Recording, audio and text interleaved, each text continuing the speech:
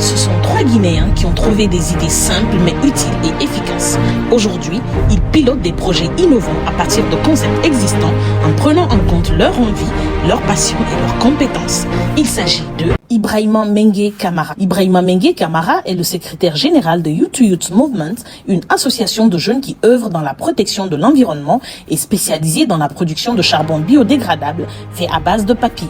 Tout est parti du mythe africain selon lequel on ne vend pas de charbon de bois au-delà de 19 heures. Mythe qui a créé beaucoup de troubles répétés entre ses parents toute son enfance, car son père ne mange que des repas chauds et étant une famille très modeste, le micro-ondes n'était pas à leur portée. Ibrahima Mengue, enfant, voulant mettre fin à ses cris à la maison, promet à sa maman de songer à une solution pour créer un charbon accessible à n'importe quelle heure à cette dernière. En 2018, il obtient le premier résultat. Il a réussi à produire du charbon biodégradable satisfaisant à base de papier et d'argile. Son charbon biodégradable est rapide et est adapté à la cuisson. Mieux, il est moins coûteux car il revend à date le tas de 50 morceaux à 1500 francs guinéens et le sac à 35 000 francs guinéens. Malgré l'ingéniosité et l'utilité de sa création, Ibrahima Mengue reste confronté à d'énormes difficultés ralentissant sa production. Les principales difficultés sont le manque de matières premières, c'est-à-dire les papiers, et le manque de machines car depuis 2018, il fait la production de façon artisanale.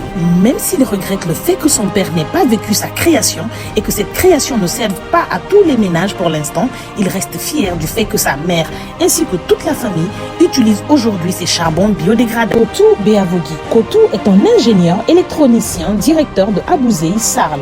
Animé d'un esprit de créativité, Kotou a créé la coopérative des électroniciens de Guinée Abouzei en 1996 qui compte à son actif 10 emplois directs et 15 indirects. La particularité de la solution apportée par son entreprise est qu'il dispose du seul disjoncteur qui réagit à la surtension en amont, qui permet de connaître la consommation à distance via téléphone ou le réseau, et mieux, avec le disjoncteur intelligent Matimat, le consommateur a la garantie d'être à l'abri des cas d'électrocution et d'incendie. Ainsi, la solution que propose Kotou aux Guinéens tombe à pic car ses services sont de plus en plus convoités et son expertise fait de lui le consultant technique ou le superviseur technique de plusieurs entreprises en Guinée. Son ambition est de faire de la Guinée un pays sans incendie à travers ses disjoncteurs intelligents.